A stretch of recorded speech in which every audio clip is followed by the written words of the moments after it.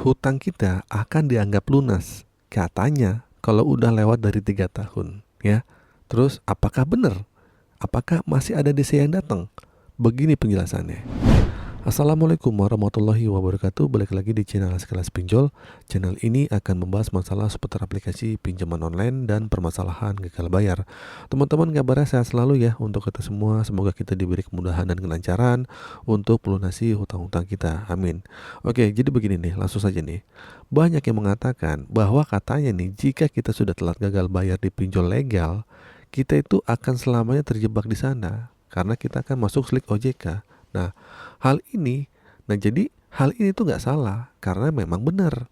Ketika kita telat bayar atau gagal bayar, pasti akan masuk slik OJK ya.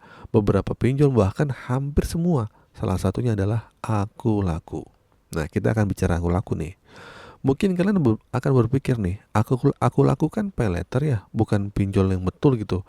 Nah, Aku Laku memang dikenal sebagai pay later, tapi pada akhirnya kan orang juga menganggap sebagai pinjol ya, karena mereka juga menyediakan pinjaman tunai yang merupakan bagian dari pinjaman online sendiri ya, dan itu juga ada produk dari untuk pinjam uang seperti dana cicil gitu kan. Nah, inilah mengapa Aku Laku ketika kalian sudah gagal bayar masih akan dikunjungi oleh DC ya. Nah, oleh DC lapangan ya maksudnya, yang tentunya akan bermasalah di Slack OJK juga.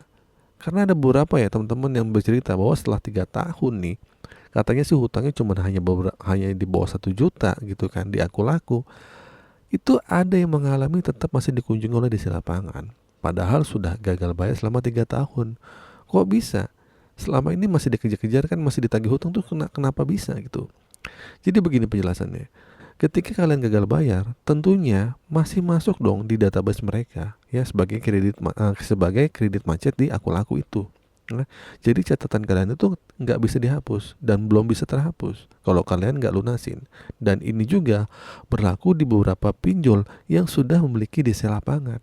Nah, masalahnya adalah siapa saja yang akan didatangi duluan, atau orang yang dengan ciri-ciri seperti apa yang didatangi lapangan itu kita nggak tahu ya. Itu nggak jelas. Jadi tergantung koordinator dari DC lapangan masing-masing ya. Contohnya mungkin Aku Laku. Pasti kan ada koordinator lapangan ya, yang dimana yang akan ditagih adalah yang akan ditagih duluan itu biasanya yang akan diprioritaskan saat gagal bayar di awal-awal. Tentunya dari koordinator yang pun sebenarnya sudah membagi ya per wilayah untuk masing-masing tim DC lapangan ya. Cuman kan memang kalau mau ke si A dulu atau ke si B dulu atau ke si C dulu, itu adalah wewenang dari masing-masing dari koordinator dari DC-nya ya. Jadi itu nggak bisa dipastikan. Nah, sehingga kalau memang rumah kalian tuh dekat dengan lokasi DC, terus kemudian kalian meskipun sudah telat lama utangnya, ya mungkin ya nggak salah kalau kalian tuh akhirnya malah didatengin, mungkin sekalian lewat lah, wah ternyata ada nasabah yang sudah lama nih, kebetulan aja dia lewat. Nah, itu yang jadi masalah. Tapi gini ya teman-teman ya, poin pentingnya di sini adalah kalian tuh nggak boleh takut ya, dan kalian juga nggak boleh nyerah ya sama DC yang datang ke rumah. Maksudnya jangan takut dan gimana gitu, nggak usah merasa terintimidasi lah gitu kan. Ketika kalau kalian memang masih belum ada uang, ya udah nggak usah pusing, tinggal nggak usah dibayar dan kalian bisa hidup tenang. Kalau memang kalian ada uang, ya udah nggak apa-apa, bayar aja ya. Dihitung-hitung ini benar-benar melepaskan kalian dari jeratan pinjol. Tapi kalau kalian masih bisa nego sedikit aja ketika kalian ada DC yang datang, coba aja nego aja nggak apa-apa. Untuk dibayar pokoknya aja, bunganya tanpa bunga, terus dihapus dendanya. Itu pun kalau bisa gitu kan. Kalau nggak bisa ya udah diusahakan untuk membayar aja gitu, tapi mungkin nanti. Nah, kalau dengan cara seperti itu, siapa tahu kan kalian bisa memang ada uang, terus akhirnya bisa membayar pokoknya aja, dan itu berarti akan jauh-jauh lebih murah lah dan lebih efisien dan jauh lebih efisien untuk membayarnya. Tapi saya rasa ini agak sulit ya untuk negosiasi gitu kan.